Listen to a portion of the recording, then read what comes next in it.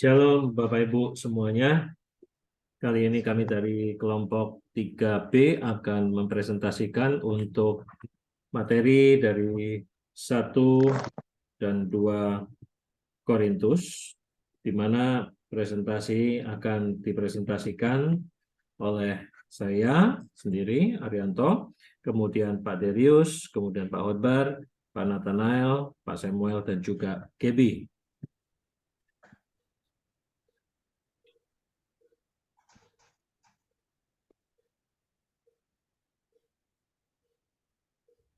Oke, 1 Korintus kali ini akan saya awali dengan latar belakang daripada surat Korintus, yaitu ada 6 latar belakang daripada surat Korintus.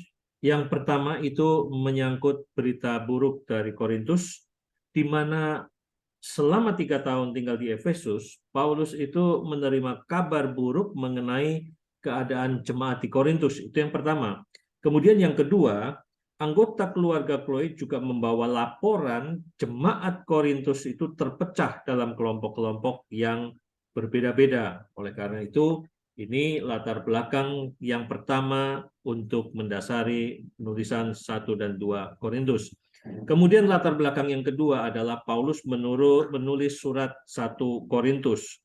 Nah, ia menulis surat untuk jemaat Korintus tentang bahaya pencabulan. Ini pencabulan dapat kita temukan di dalam 1 Korintus 5 ayat 11. Kemudian yang berikutnya adalah kewibawaan Paulus sebagai seorang rasul juga sedang diuji. Inilah 1 Korintus 1 ayat 11.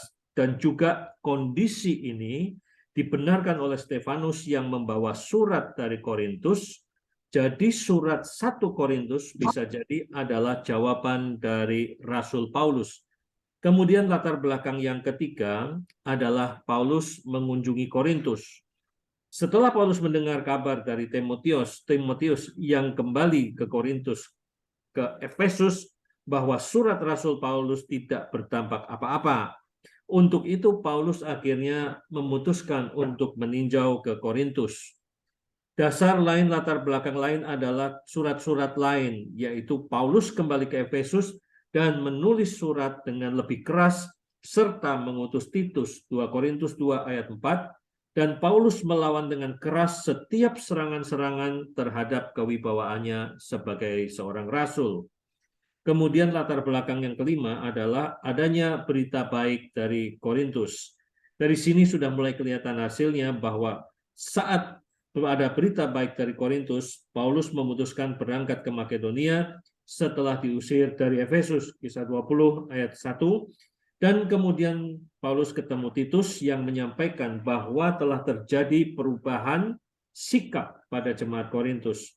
Dan Titus juga membawa undangan kepada Paulus untuk datang ke Korintus, 2 Korintus 7 ayat 5 sampai dengan 16.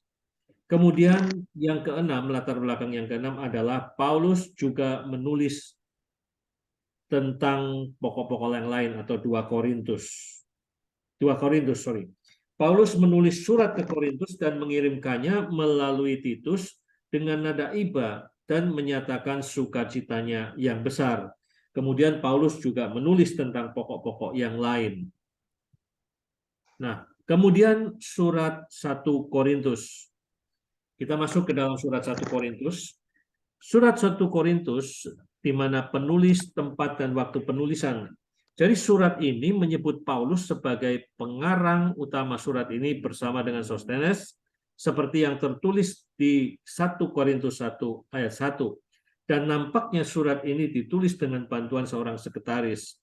Surat ini ditulis di Efesus di sekitar tahun 53 sampai dengan 56 Masehi.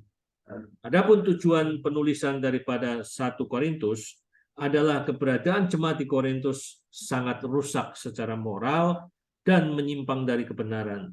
Begitu juga dengan banyaknya guru-guru palsu.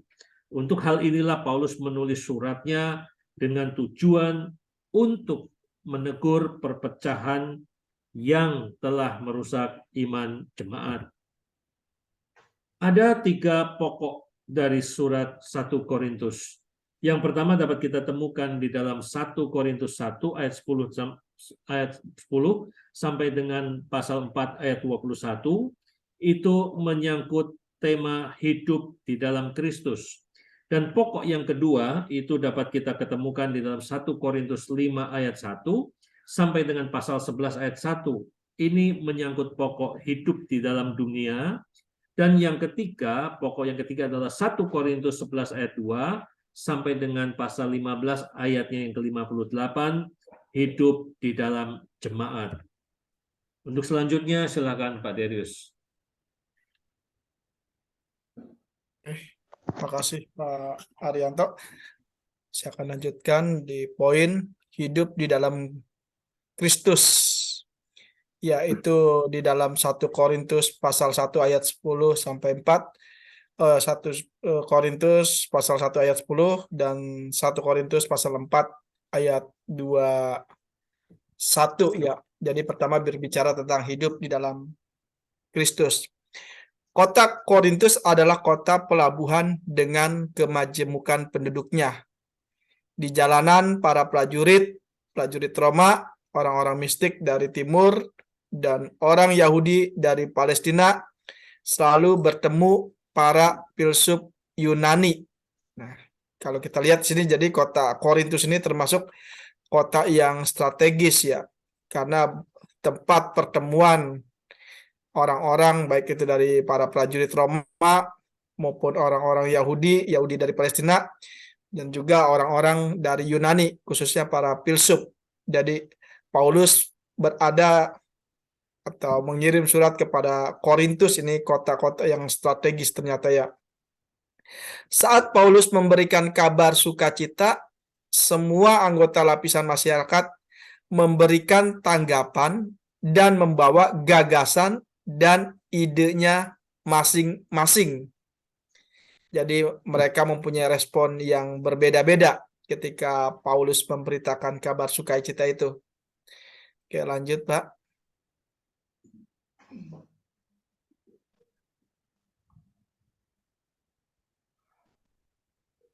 Dampak dari kabar sukacita Paulus. Apa yang menjadi dampak dari pemberitaan atau kabar sukacita Paulus? Yang pertama, ternyata jemaat menjadi terpecah menjadi 4 kelompok. Pertama, ada yang menyatakan sebagai kelompok Paulus. Mereka terdiri dari kaum libertin yang memberikan respon terhadap Injil. Mereka dapat hidup sesukanya. Nah, ini menjadi satu tanda tanya ya. Kenapa mereka beranggapan sebagai kelompok Paulus, tapi ternyata mereka punya prinsip untuk dapat hidup sesukanya, seperti hyper grace ya. Padahal Paulus selalu menekankan bahwa beritanya tidak melepaskan orang Kristen dari kewajiban moral dan harus menjalankannya. Ya, dan Paulus sendiri menekankan bahwa kehidupan orang Kristen, kehidupan jalan lurus pada saat itu dibilangnya ya, untuk mereka juga bertanggung jawab terhadap kewajiban moral. Seperti itu. Tapi mereka di sini kondisi malah hidup sesukanya. Oke, lanjut, Pak. Ada yang mengatakan mereka adalah kelompok dari Kepas.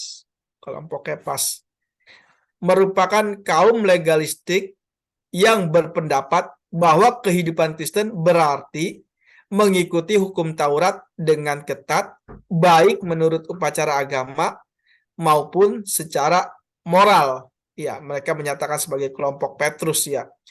Nah, ini orang-orang Yahudi yang berpendapat bahwa kehidupan Kristen memang harus hidup ketat sesuai dengan Taurat dan mengikuti upacara agamawi maupun secara moral. Ya, mereka menamakan sebagai kelompok Kepas. Ada juga yang menamakan diri sebagai kelompok Apolos. Kelompok Apolos ini orang-orang yang mengikuti pandangan Yunani klasik. Apolos mahir dalam penafsiran kitab suci, dan ia menjadi guru yang dapat diterima oleh orang Kristen di Korintus yang mempunyai latar belakang filsafat.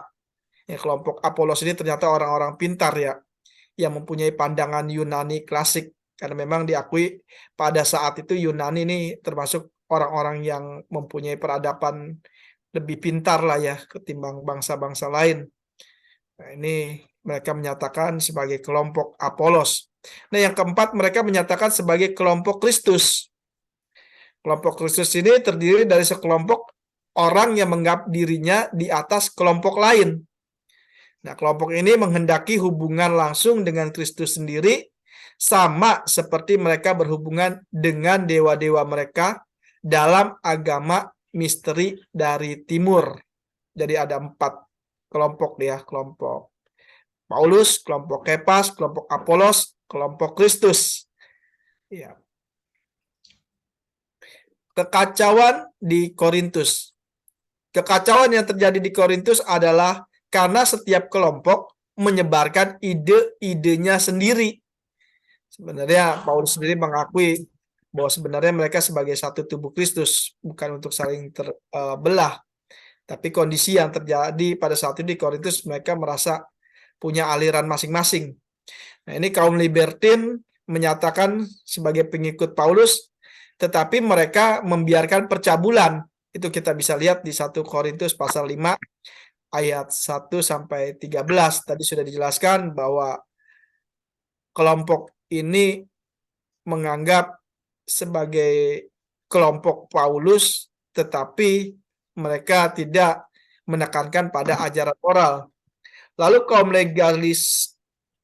legalis ini menyatakan diri sebagai pengikut Kepas. Mereka mengaku sebagai pengikut Kepas, namun membangkitkan pertengkaran tentang makanan yang telah dipersembahkan di kuil-kuil sebelum dijual kepada umum.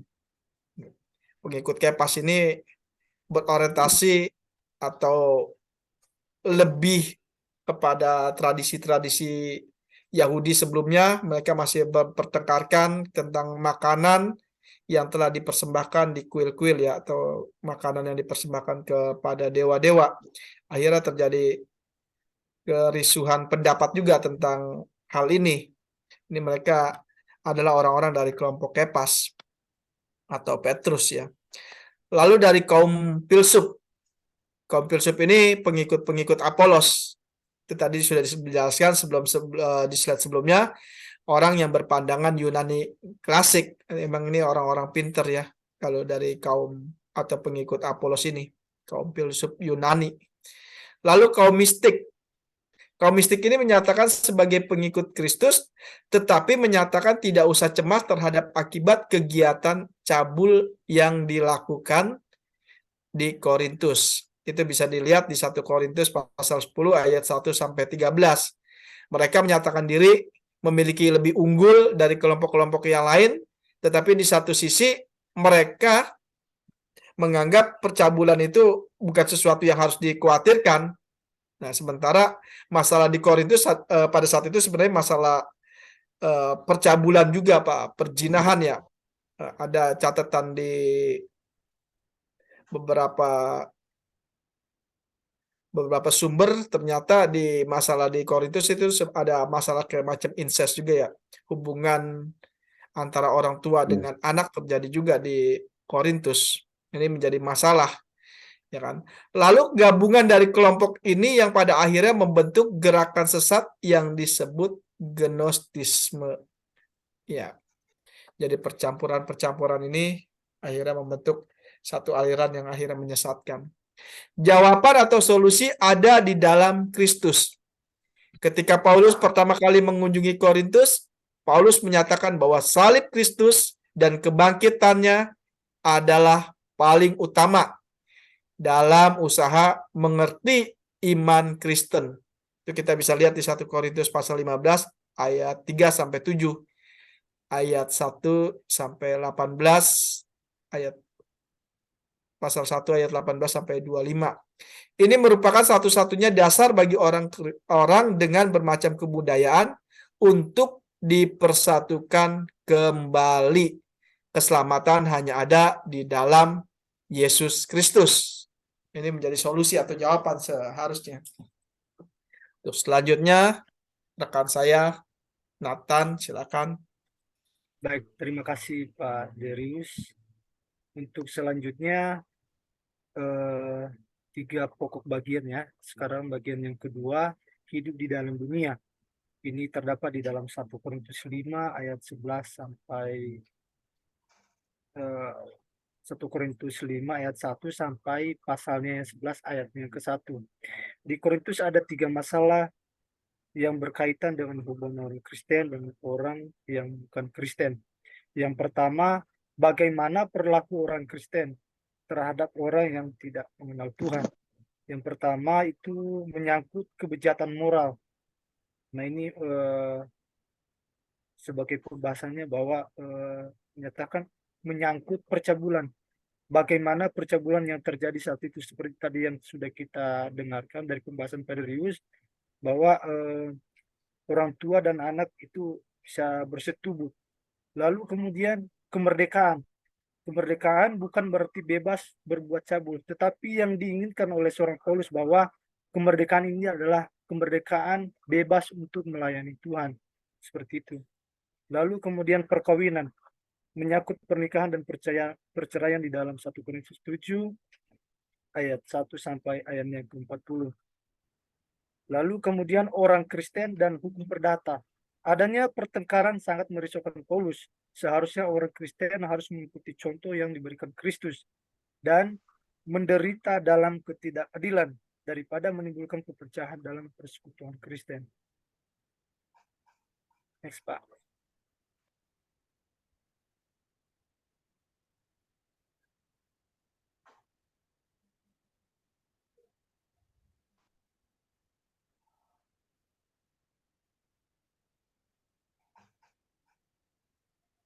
Lalu yang berikutnya kehidupan sehari-hari.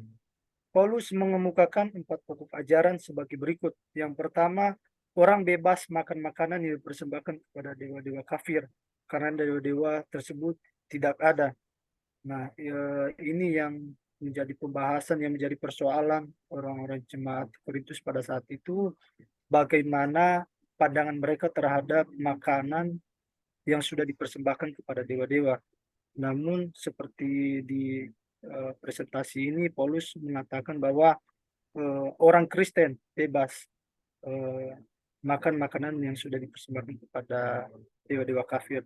Lalu kemudian sebagai Rasul Allah, Paulus berhak ditunjang oleh umat Allah. Lalu kemudian orang-orang Kristen harus sadar ada bahayanya nyata bila ikut serta dalam pesta-pesta kafir di dalam 1 Korintus 10 ayat 1 sampai 22. Lalu kemudian poin yang keempat, jangan melakukan sesuatu yang dapat menyebabkan orang lain tersandung, melainkan melakukan semuanya untuk kemuliaan Allah.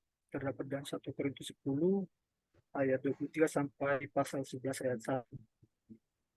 Next, Pak. Lalu pokok yang ketiga dalam pembahasan 1 Korintus yaitu hidup di dalam jemaat. Ini dalam 1 Korintus 11 ayat 2 sampai pasal 15 ayat 58. Soal-soal yang dihadapi adalah sebagai berikut, ada 2 persoalan. Yang pertama, ibadah di jemaat. Kesulitan yang ada yaitu kemerdekaan di dalam ibadah. 2 pokok yang diajarkan Paulus. Yang pertama, di dalam Kristus tidak ada perbedaan ras, golongan, ataupun jenis kelamin. Lalu kemudian, Kristus telah memberikan orang-orang Kristen suatu kemerdekaan yang baru. Contohnya, itu ada di dalam Galatia 5 ayat yang ke-1. Contohnya adalah wanita. Bagaimana dulunya di dalam tradisi Yahudi, wanita ini tidak bisa untuk melayani Tuhan. Tetapi Paulus menjelaskan bahwa ketika orang Kristen dimerdekakan, maka tidak ada perbedaan di antara setiap perbedaan ras, golongan, ataupun jenis kelamin. Jadi semua sama di hadapan Kristus. Lalu kemudian akhlak dan tentang akhlak dan ibadah. Cara jemaat mengadakan perjamuan khusus juga merupakan sumber keperhatian Kristus, keperhatian Paulus juga. Lalu kemudian karunia-karunia dan ibadah. Ciri khas jemaat Korintus adalah penggunaan karunia-karunia rohani. Next, Pak. Lalu soal-soal yang dihadapi yang kedua adalah kepercayaan jemaat di dalam 1 Korintus pasalnya yang ke-15. Pertama, Paulus mengingatkan orang Korintus tentang kokohnya dasar historis yang melandasi kepercayaan akan kebangkitan. Ini di dalam 1 Korintus 5 ayat 3-11. Lalu kemudian Paulus melanjutkan dengan menunjukkan bagaimana jika kebangkitan Yesus adalah jaminan bahwa orang Kristen akan dibangkitkan pada hari terakhir. Seperti dikatakan bahwa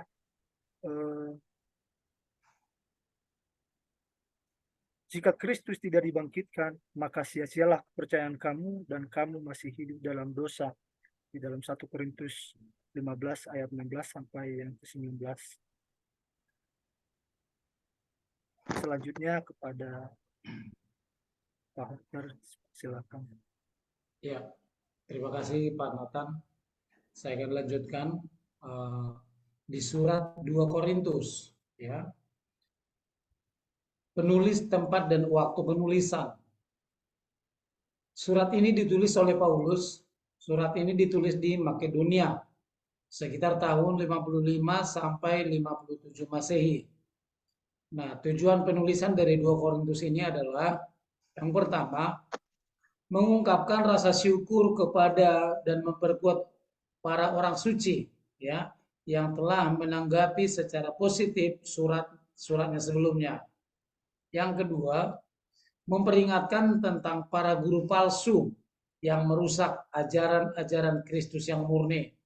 Ya, seperti yang disinggung Pak Darius tadi di atas, mempertahankan karakter pribadi dan wewenangnya sebagai seorang Rasul Yesus Kristus di 2 Korintus 10 ayat 13. Ya. Yang keempat, mendorong para orang suci di Korintus untuk memberikan persembahan uang yang murah hati kepada para orang suci Yerusalem yang miskin. Lihat di 2 Korintus 8 ayat 9. Selanjutnya, Pak. Nah, di dalam 2 Korintus ini, Paulus memilih mengunjungi jemaat di Korintus sewaktu rasul-rasul dari kalangan pemimpin Yahudi masih tinggal di situ, di mana kunjungan ini disebut dengan kunjungan duka cita, yaitu di dalam 2 Korintus 2 ayat 1. Ya. 3 pandangan tentang kunjungan duka cita. Yang pertama, kunjungan tidak pernah terjadi. Yang kedua, kunjungan terjadi sebelum 1 Korintus ditulis. Pandangan ketiga, kunjungan terjadi setelah 1 Korintus. Nah, di dalam kunjungan ini menyakitkan bagi Paulus. Kenapa? Karena ia dihina oleh rasul-rasul palsu tersebut. Dan mereka mengatakan kewenangannya sebagai rasul patut diragukan. Nah, di sini terjadi selisih pendapat.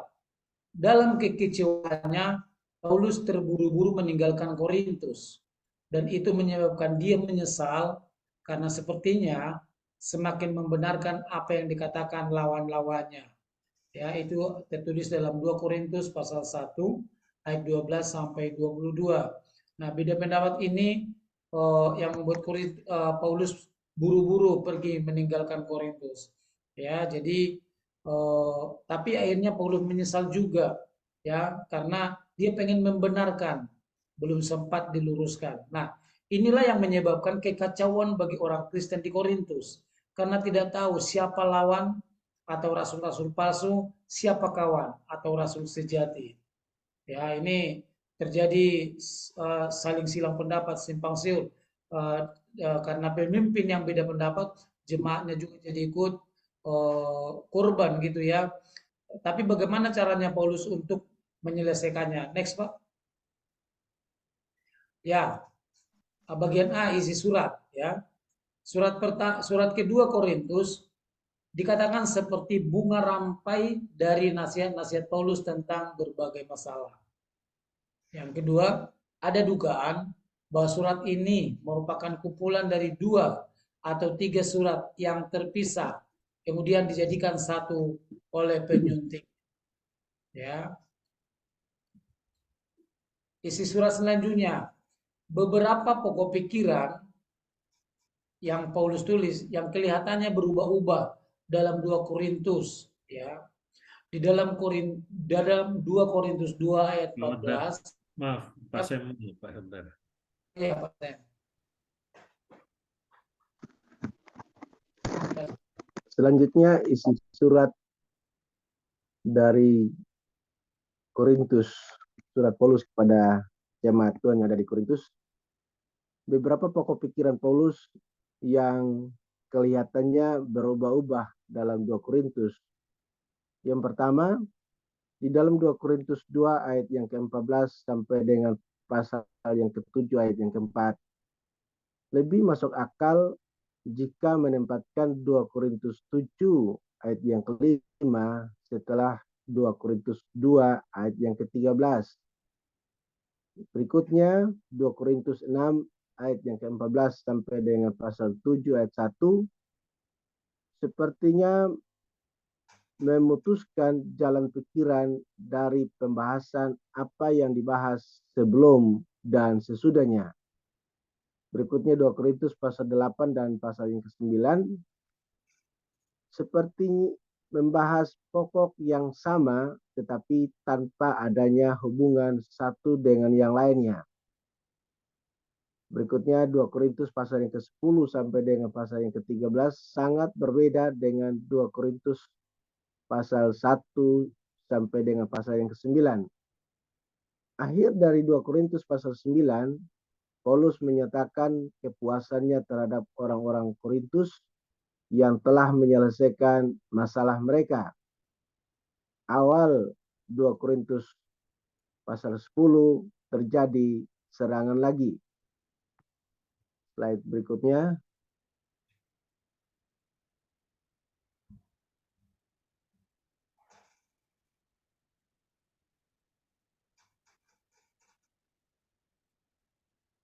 Bagian B, menghadapi masalah-masalah di dalam 2 Korintus pasal 1 ayat yang ke-3 sampai dengan pasal yang ke-2 ayat yang ke-13.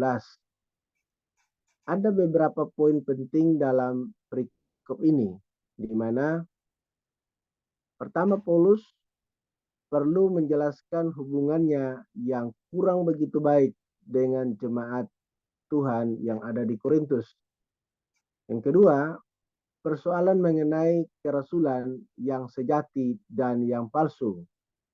Yang ketiga, Paulus harus bisa meyakinkan kembali orang-orang di Korintus bahwa ia dapat diandalkan karena ia dianggap bertindak secara tidak teratur.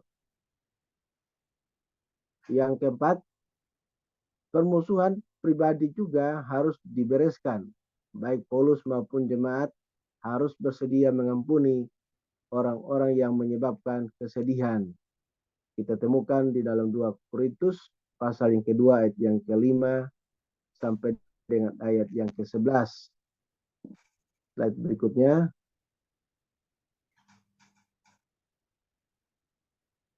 Bagian C, apa artinya rasul? Dalam 2 Korintus 2 ayat yang ke-14 sampai dengan pasal 7 ayat yang ke-4. Masalah utama dalam perikop ini adalah kewenangan Paulus sebagai rasul. Untuk hal ini, Paulus menyatakan bahwa ia menjadi bagian dari jalan kemenangannya. Kita temukan dalam 2 Korintus pasal yang kedua ayat yang ke-14. Dan selanjutnya, ia mempunyai hubungan pribadi yang dekat dengan Kristus sendiri. Selanjutnya, karena dipenuhi dengan Roh Kudus dari Allah, maka Paulus mempunyai tanggung jawab yang besar. Dan hal inilah yang membedakan Paulus dari tanda kutip rasul lain yang hanya mencari keuntungan dari firman Allah. Selanjutnya Paulus tetap menentang pandangan orang-orang Korintus dan para gnostik pada kemudian hari. Ia menyatakan kebangkitan adalah soal pengalaman rohani dalam batin seseorang.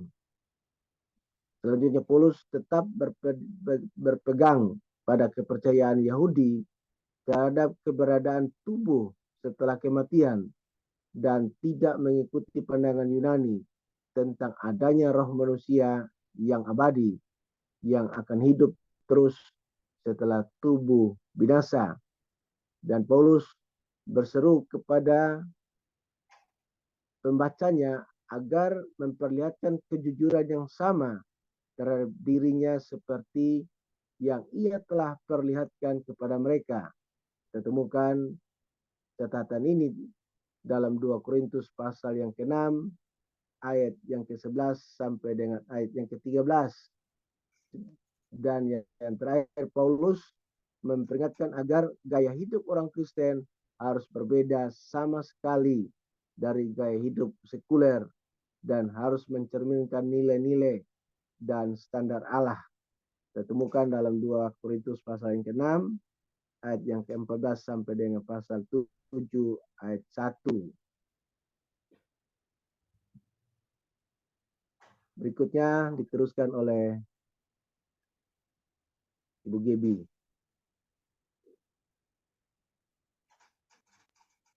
Terima kasih Pak Samuel. Untuk yang bagian D, memandang ke masa depan. Dalam perikop ini, Paulus membahas akibat dari surat yang membawa duka cita yang telah menyebabkan orang-orang Kristen mengubah sikapnya. 2 Korintus 7 ayat 5-16. Dan untuk itu akhirnya Paulus mengajak jemaat untuk ikut berpartisipasi dalam pengumpulan dana yang diselenggarakannya untuk keperluan jemaat di Yerusalem. 2 Korintus 8 ayat 9 dan sampai 15. Ayat 15. Awal-awal jemaat masih ragu, namun Paulus menekankan jika memberi janganlah terpaksa, tetapi lebih sebagai tanggapan dalam kasih terhadap apa yang telah dilakukan Allah bagi mereka. Slide selanjutnya, Pak. Yang E, kewenangan dan karisma. Di dalam bagian ini, Paulus menangkis kembali kecaman para lawannya. Bahkan Paulus juga menyerang mereka dengan mempertanyakan suatu kepercayaannya, yaitu dengan cara yang pertama, berturut-turut membahas hubungannya dengan jemaat Korintus. 2 Korintus 11 ayat 6. Dan yang kedua, gaya hidupnya ayat 7-11. Yang ketiga, sumber tinggi dari kewenangannya sebagai rasul ayat 12-15. Dan yang keempat, Paulus mengingatkan jemaat Korintus bahwa ia akan menjunjungi Korintus lagi dan memberitahukan agar jemaat Korintus membereskan cara hidup mereka sebelum kedatangannya lagi. Dan kesimpulannya, Paulus di Korintus diserang, baik oleh kawan dan juga oleh lawannya.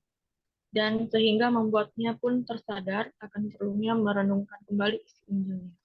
Dan ia juga mau menghindari konflik, namun tetap terus berpegang pada ajaran Kristus.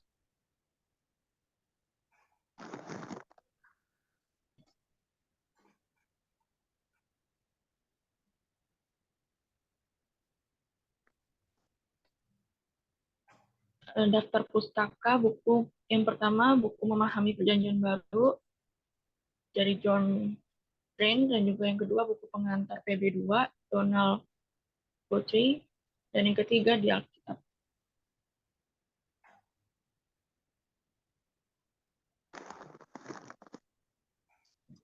Sekian presentasi dari kami. Terima kasih. Tuhan Yesus memberkati.